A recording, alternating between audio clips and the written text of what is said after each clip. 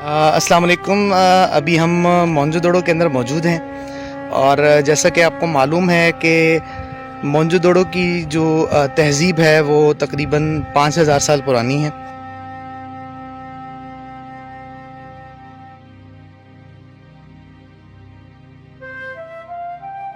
मोनजोदड़ो के बारे में एक राय यहाँ के लोग ये बताते हैं और तारीख़ी रिवायात में भी आता है कि जैसा कि आप देख सकते हैं कि वो तकरीबन 1 किलोमीटर के फासले पर दरिया सिंध नज़र आ रहा है यहाँ से। तो एक जो मशहूर रिवायत है वो यही है कि जो यहाँ के लोग पर यानी जो इस तहज़ीब का ख़ात्मा हुआ तो वो उसकी एक वजह जो है वो दरिया सिंध ने इनको डुबोया है। तो ये भी एक रिवायत कही जाती है। इसके अलावा भी दीगर रिवायात हैं, लेकिन मशहूर तरीन रिवायत उनकी यही है कि दरिया सिंध की वजह से ये मोनजोदड़ो के लोग जो हैं वो डूबे थे, यहाँ हलाक हुए थे।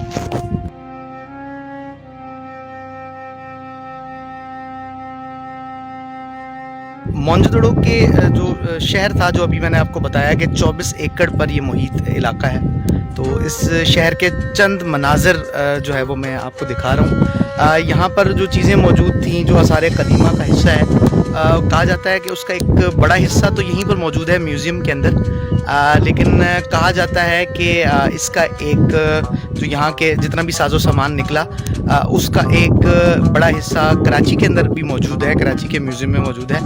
और कहा जाता है कि मुंबई के अंदर भी जो यहाँ से सामान निकला था उसका एक बड़ा हिस्सा जो है वो मौजूद है। उसकी वजह यह है कि अंग्रेज़ों के दौर में जो सिंध का मरकज़ था वो मुंबई था, तो कहते हैं कि यहाँ से काफ़ी सामान जो है वो चूँकि मरकज़ियत की वजह से वहाँ की एक म्यूज़ियम में भी मौजूद है।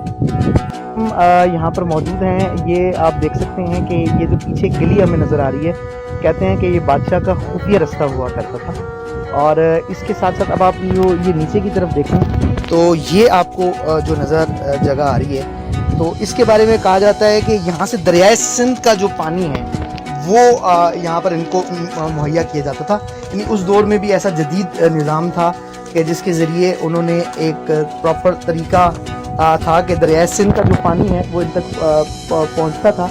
और आगे भी हम आपको लेके चल रहे हैं उस जगह पर जहाँ जो बादशाह का हमाम था, हम उस तरफ आपको लेके जा रहे हैं। देखते हैं कि ये एक कुआं था जो आपको ये अंडे की शेप में नज़र आ रहा है।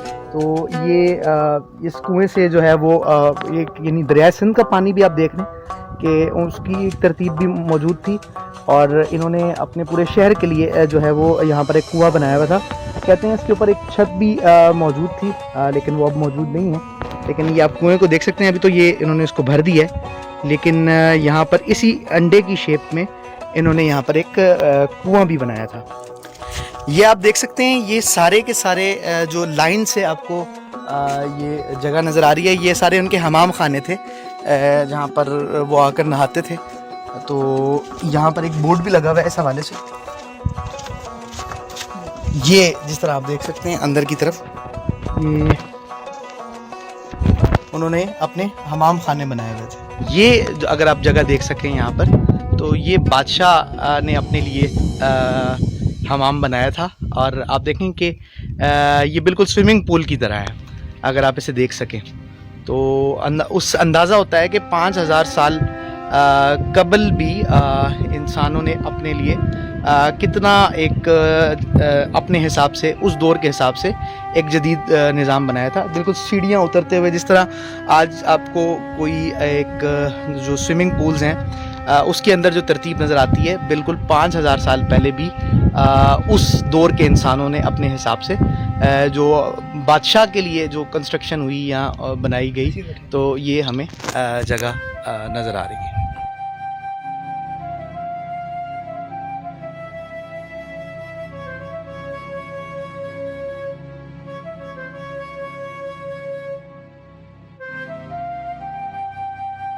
अब हम म्यूज़ियम के अंदर मौजूद हैं और म्यूज़ियम में ये जो आपके पीछे पिक्चर आपको नज़र आ रही है, जो हम अभी मोनजोदड़ो के इलाके से होकर आए हैं, जो तकरीबन 24 एकड़ पर मुहित इलाका है, ये उसकी एक्चुअल तस्वीर उन्होंने एक कि उस दौर में कैसे घर बने हुए थे, यहाँ किस तरह की तरतीब थी, बड़ी रिसर्च के साथ एक जो है वो पिक्चर ड्रॉ की गई है। जो इस म्यूज़ियम के समझें कि सबसे मेन पिक्चर है। तो ये आप देख सकते हैं पीछे इस हवाले से।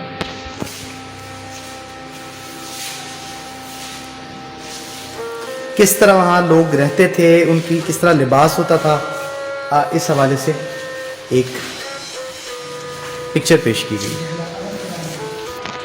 अच्छा, इसमें एक बड़ी दिलचस्प बात जो है वो ये है कि आप देख रहे हैं कि वहाँ पर जो क्लास सिस्टम था उस तहजीब के अंदर भी, जैसा कि हमें पता है कि 3 तरह के लोग मौजूद थे यूनान के अंदर भी, और हमें बाकी जगहों पर भी नज़र आते हैं कि एक वो तबका था जिसके पास ग़ुलाम था, और पुराने दौर में होता यही था कि तकरीबन 70 से 80% लोग जो हैं वो ग़ुलाम होते थे, और एक आज़ाद तबका होता था जिसका ना कोई ग़ुलाम होता था और वो अपनी ज़िंदगी गुजारता था। यूनान की तहजीब में उन्हें डेमोस कहा जाता था।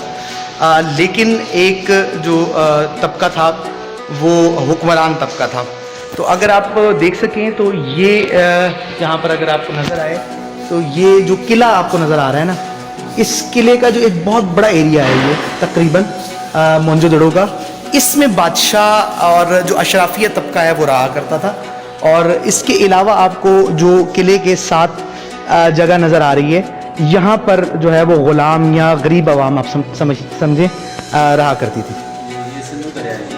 अच्छा, वो पीछे आपको जिस तरह हमने दिखाया था पहले भी कि तकरीबन 1 किलोमीटर के फासले पर दरिया सिंध मौजूद था जहाँ से पानी आता था, और उस पानी का क्या बेहतरीन उन्होंने इंतज़ाम किया हुआ था वो भी पिछली वीडियो में हमने दिखाया आपको।